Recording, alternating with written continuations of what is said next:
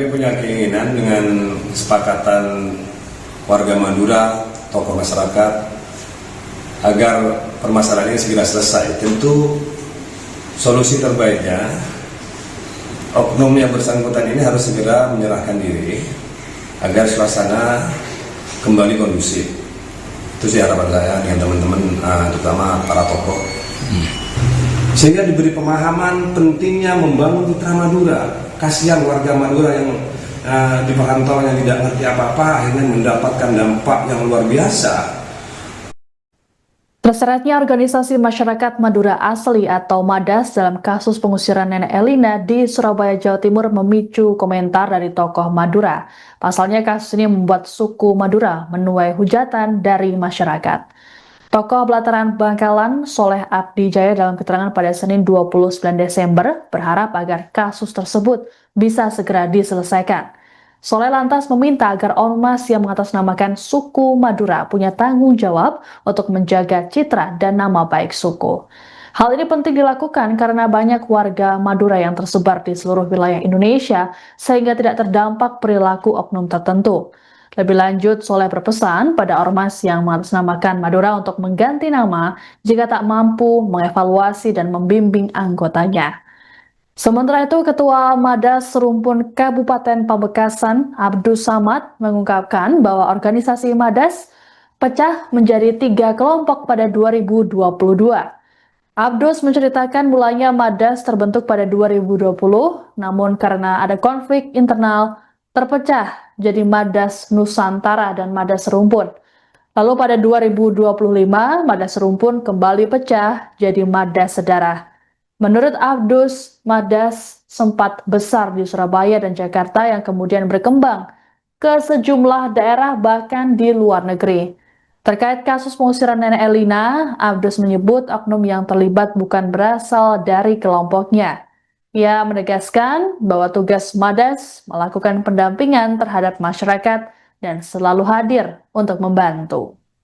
Kami punya keinginan dengan kesepakatan warga Madura, tokoh masyarakat, agar permasalahan ini segera selesai. Tentu solusi terbaiknya, oknum yang bersangkutan ini harus segera menyerahkan diri agar suasana kembali kondusif. Itu sih harapan saya dengan teman-teman, terutama para tokoh.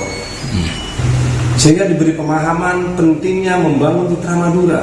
Kasihan warga Madura yang di perantauan yang tidak ngerti apa-apa akhirnya mendapatkan dampak yang luar biasa akibat perilaku oknum yang sebenarnya tidak tahu sejarah dan tidak tahu sejarah Madura sebenarnya apa, terutama kaitannya dengan suku Jawa. Dan untuk seluruh organisasi yang mengatasnamakan Madura, saya sangat berharap kalau memang tidak mampu untuk mengevaluasi anggotanya, membimbing anggotanya, saya punya usulan lebih baik diganti namanya.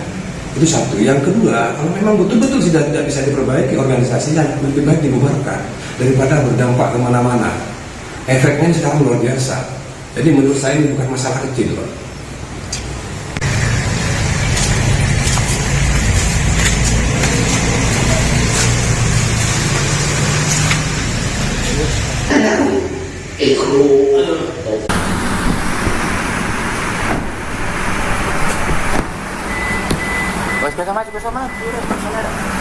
Tabim. Saminar.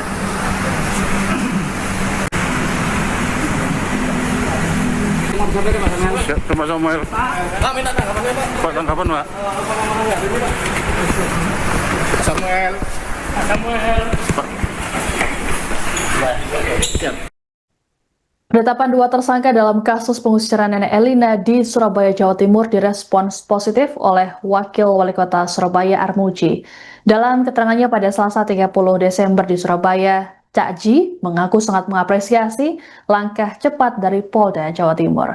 Menurutnya sejak awal dirinya sudah menyatakan untuk menyerahkan kasus pengusiran Nenek Elina ke pihak berwajib.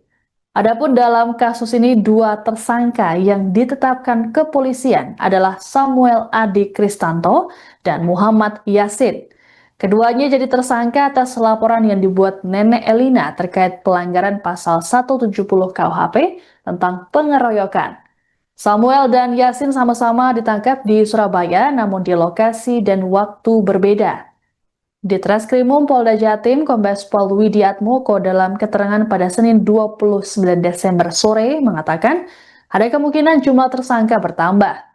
Disinggung soal peran tersangka, Widi menyebut Samuel diduga menghimpun dan mengajak beberapa orang untuk mengusir korban dari rumahnya. Untuk diketahui, Samuel membongkar paksa rumah yang ditinggali Elina pada 6 Agustus lalu. Samuel mengaku dirinya membeli lahan dan bangunan tersebut sejak 2014 dari pemilik sebelumnya, Elisa Irawati. Namun pihak Elina membantah. Elisa yang meninggal pada 2017 disebut menjatuhkan ahli waris ke 6 anggota keluarganya termasuk Elina.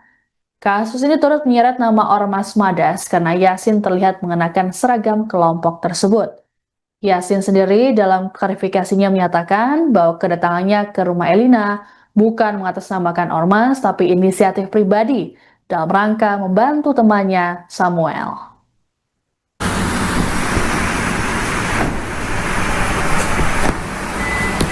Bos bersama. Tabim. Sama ini ada.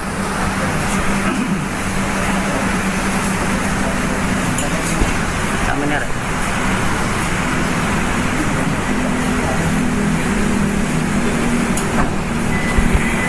Samuel, ada yang mau disampaikan Pak Samuel? Ya, Pak Samuel. Pak, minta tanggapannya Pak. Pak, tanggapan Pak. Samuel. Pak. Siap.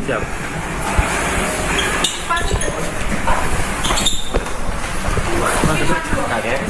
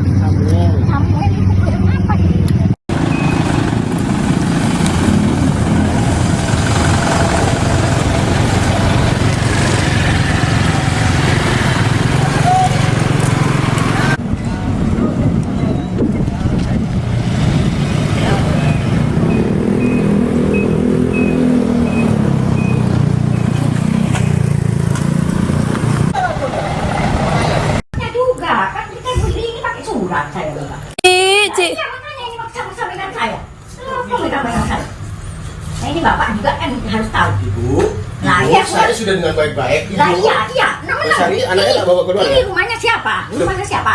Kan tunjukkan rumahnya siapa. Download Tribun X sekarang. Menghadirkan lokal menjadi Indonesia.